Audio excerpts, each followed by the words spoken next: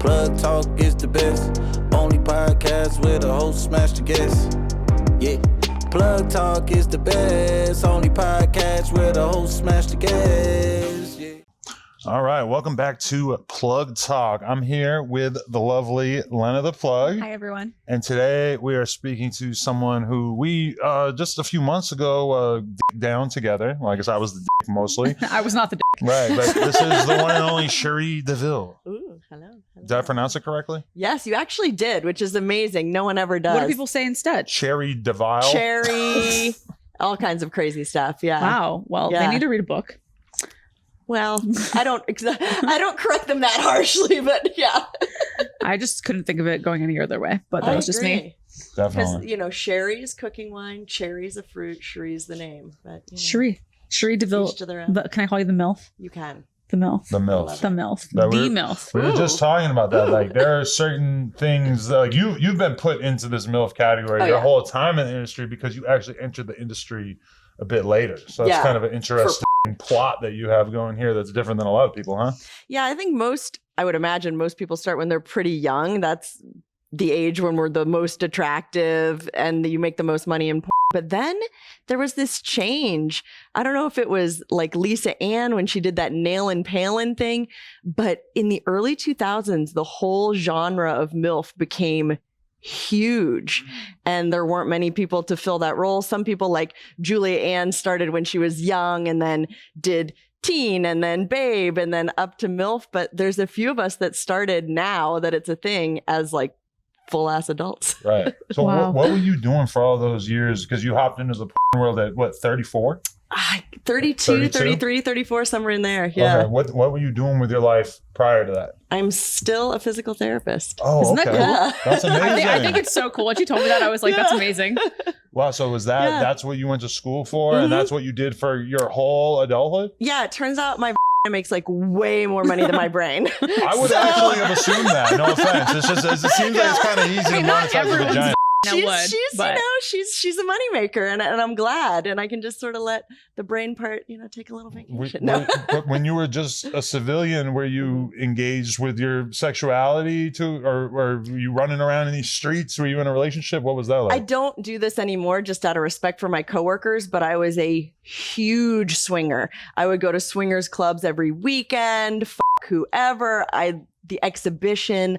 I liked while people were watching. I liked being invited into people's relationships. Like, yeah. Whoa, okay. Loved So it. how did you get into that? And this is very Yeah, interesting. I'm Yeah. very interested Yeah. right Very now. interested in the Yeah. swinger world. We went to one party, which we Yeah. might end up telling you about a bit later. I've talked about it on the podcast like a million times, but I'm interested. How did you find out about that world, and what were the first couple times like? It was a little bit of hard work because my first couple times were terrible. It's actually hard to find a club, and I would recommend private clubs. And this is going to sound awful, but for me, I like the clubs where you have to submit your resume. Okay. You have to show your picture and then you're either let in or not. So that to me, I enjoy certain types of people. I enjoy attractive people. So, if you go to one of those clubs that's a little more exclusive. You're then not can kinda offended get that in you on have that. to fill out like this crazy long resume when you go. No, and it also, at least when I was in Nashville, Tennessee, I think it was part of the legality of having it because it was never at people's Oh. houses. It was at a freestanding club that's only purpose was to be a swingers club. Right. 3 stories of like stages and like couches and all kinds of different like interesting equipment and stuff like that. So in order to have alcohol and people and sex, it had to be a private club. Right. Yeah. So that was a way to, yeah. The application process makes total sense to me because, Mm-hmm. I mean, picture being in an average club. What percentage of the people in this club do you want to have sex with? Like, probably 2. not a I huge like percentage, right? Do you ever play that game at the airport? Who's Yeah. because I do that in my head all the time. I'll be like, babe, who's right now? That was me bored in high school, looking around the science class thinking, if I had to have sex with someone in here, who would it be? And like really trying to rank them in my head because I Yeah. was that bored. I haven't done that in probably 20 That's years. what you were doing in science class? At least sometimes, yeah. Wow. Yeah. Never thought of that game in science class. I'm not going to lie. I mean, sometimes you just think like if I had to reproduce with someone You here, had who would to. it be? Yeah. Mhm. So okay, Oh my God. the swingers clubs. Once you start going, like, what was your first time like? Do you just go crazy on your first time, or you My dip first your toe few in? times were not in this private club. So I was like, I don't know if I'm going to like it. I'd find like the one or two cute people at the club and like bang them, and it was fine, but it wasn't like the experience that I had, like the fantasy in my head. What was the fantasy of just Fantasy in my head is probably like anyone. You imagine going into a room with like scantily clad, gorgeous women on the stripper poles, and they might not be all out to bang you, but they're all ready to bang tonight. Right. Do you know what I mean? Yeah. So yeah, that's cool. that's my. So just beautiful people, scantily clad, ready to bang. And you're still into the swinging thing. Like if you weren't working, if I weren't working, I would definitely do it. Yeah. Right. Wow. I feel like working satisfies. Well, it's the exact same thing. Working and swinging are kind of the same in that you get to have awesome sex without the emotional strings. So work totally fills that void for me. It's a little bit less spontaneous though. Do you miss like the spontaneity of not knowing who you're going to land? Yes. And the part I miss the most is the chase. It turns out I like the chase as much as I like the sex. Really? I like, especially with women, I feel like it's a challenge. And when you get to bang them after like flirting and whatever you do, it's like feels really emotionally successful. But I to could me. see the that. sex club kind of takes away some of the challenge, right? Because you're sort of going in there, and is it almost like everybody there is just going to be down to you if you put in the request or an incredibly high percentage? You still gotta It's eye hard each to other. say. And, It's like, hard to say. 'Cause woo each other. And yeah, you'll find maybe a couple you like, and it's almost like everyone's like vetting each other for a job interview that's happening at 3 a.m. Right. Like you're there at 11, and for the next few hours, everyone's like, But is Oh, I everybody feel like that fucking was right in so there? fun. Is everybody hooking up like right there in front of you, or is it kind of like later on things just start to go down? everyone's different. There's always like the people that are like making out on the dance floor and this and that. And then at least in the clubs I've been to, there are areas for exhibition, right? Where anyone is allowed to walk by. You're completely in the open. And then areas that you can close. Right. Like you find a few people that you like, you go off into a private room. So How many people are there? Sorry, I'm just like very curious what this looks like. All these people at the same place. Is it Maybe like 100? 100? Okay, not that many. maybe. And so, Yeah. give me some hot experiences that took place in this kind of environment. Like, because I'm sure that you have nights that are not so great. Or that you nights don't that hook are up at insane. all. Yeah. Yeah, there are plenty of nights where I just never felt like the vibe with people. I'd say like best case scenario is finding a couple looking for a third, because I don't know. That's like stuff like this is like my jam for whatever Really? reason. Worst case scenario, and this happens a lot, like say there's like a time when I'm in a relationship or something and that guy doesn't like to do full swap. And then you're trying to find the unicorn is what they're called in the swingers world. The single women that want to be with just you two is tough. Full swap's easier. So it's hard to find the third, even though you if you want to be just the want a third, yeah. that's hard. Really? I like to be the third, but it's hard to find the third. Usually it's couples. So if we were that going, want we a would have full a hard swap. time. If we went, yeah, because if It's you're hard to find a unicorn. If you're a super hot chick, you got all kinds of options for getting dicks. If you're a couple looking to fuck a girl, It's harder. a little bit harder. If you're just a dude just trying to get some I still want to try and go to one of these one day because she's convincing me that it's really fun. Oh, so no, I'd like to fucking go, yeah.